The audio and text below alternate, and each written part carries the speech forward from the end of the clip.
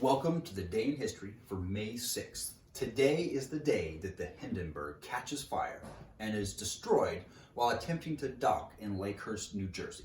Now, we are in 1937, and we're talking about airships, something that have pretty much disappeared from our world. There's a few airships here and there, but nothing like the 1930s. So, today's big idea is that you think we would have learned our lesson. And the reason I say that, not the reason I said that, but the reason I say that is because in just a couple weeks ago, we talked about the Titanic, which was another example of humans being a little bit too overconfident in their skills as engineers. Now, this day in history takes place at a time where humans are discovering all kinds of things in science. We're making so many breakthroughs in engineering, chemistry, biology, building, all these things. And we are very, very confident in our skills.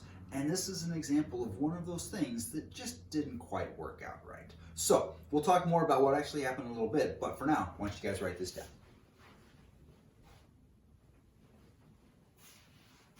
Okay, so we are in Lakehurst, New Jersey, and this disaster happened after the completion of a transatlantic flight from Germany.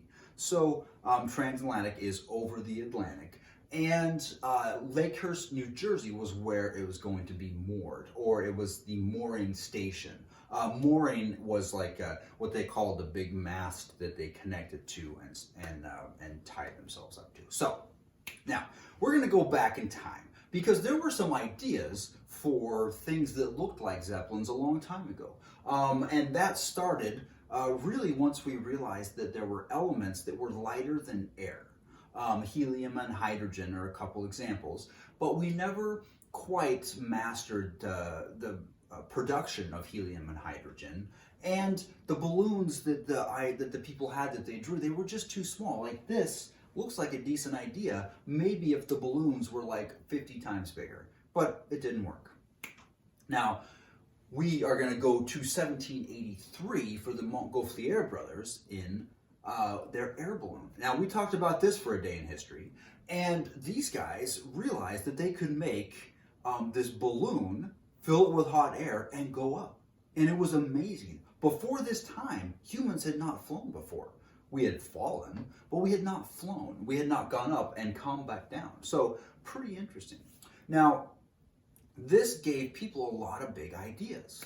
Now, some of the early ideas for airships looks kind of like this. It was a combination of a hot air balloon and a ship with like a propeller on the back. But they didn't really take off. They didn't really catch on. And it wasn't until the early 1900s that we really started to see airships that actually worked well. Now, enter this gentleman, Ferdinand Adolf Heinrich August Graf von Zeppelin. Now, I'm just going to call him Ferdinand Zeppelin, but he had an idea to build an airship, which was pretty much a metal frame covered in fabric with balloons filled with helium or hydrogen inside. Now, at first he tried to get people to pay for it, and he tried to get the government to fund it, but nobody would, so he used his own money and he made his first airship, okay, called the LZ-1, and it was really big and it worked really well. Once the Germans saw this, they realized what an amazing invention this was, and they started ordering more of them.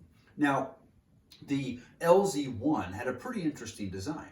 Now, like I said, it was built with a really light aluminum frame with bags of helium inside. Now, we talk about hydrogen as well, and hydrogen is one of the reasons that the Hindenburg blew up, because hydrogen is flammable. Now, what happened in the early 1900s was that the production of helium could only be made in a few places, and it was made from oil refineries. And America made a lot of helium, but we didn't have enough for our needs, and so we passed a law that said we wouldn't sell helium to anybody else. Now, Germany couldn't get the helium to put inside their Zeppelins, and so they put hydrogen instead. Now, hydrogen is lighter than helium, so it actually lifted better, but it was flammable. That's a bad combination. We'll talk more about that in a little bit.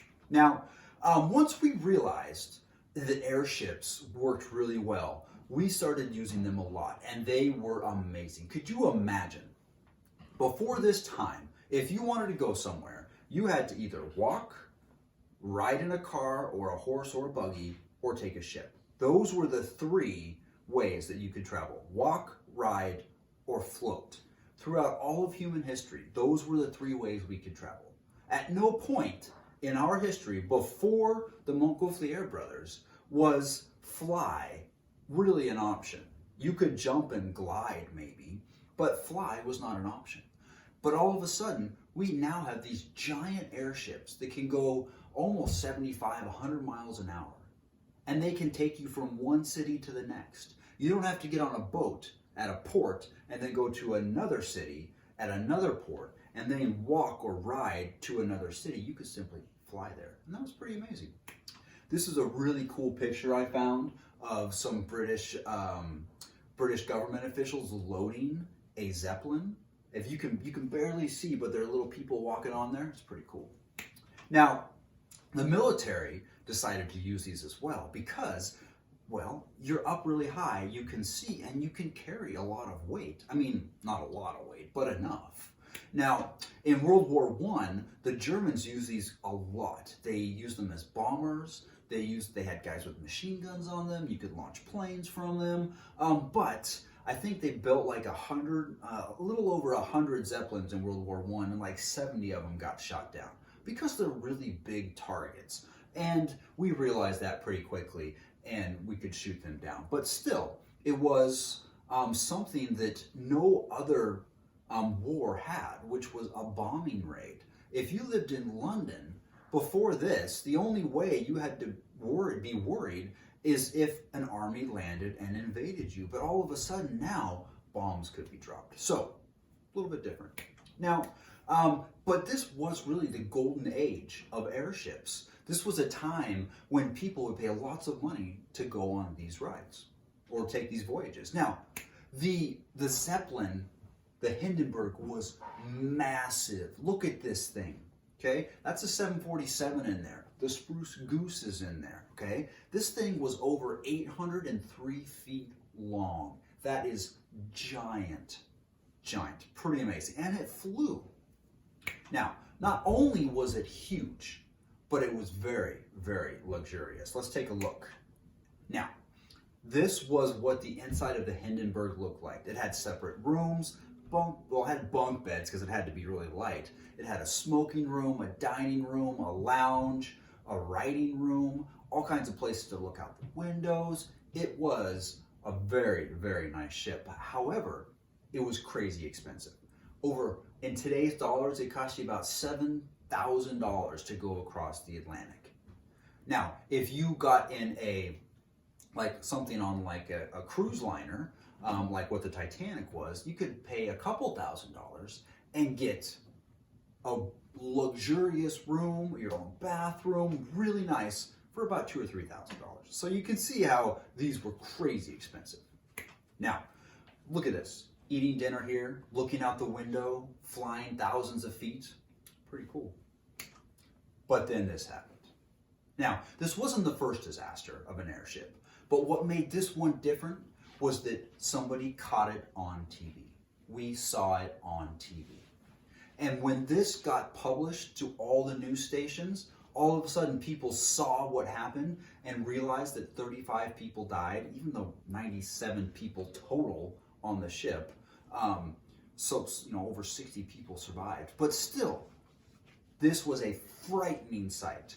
There had been disasters of airships before this that had been worse, but because we didn't see it, because it wasn't live, or not live, but recorded and seen in real time, it changed people's minds about airships, and almost overnight, airships were done. People did not want to go on them.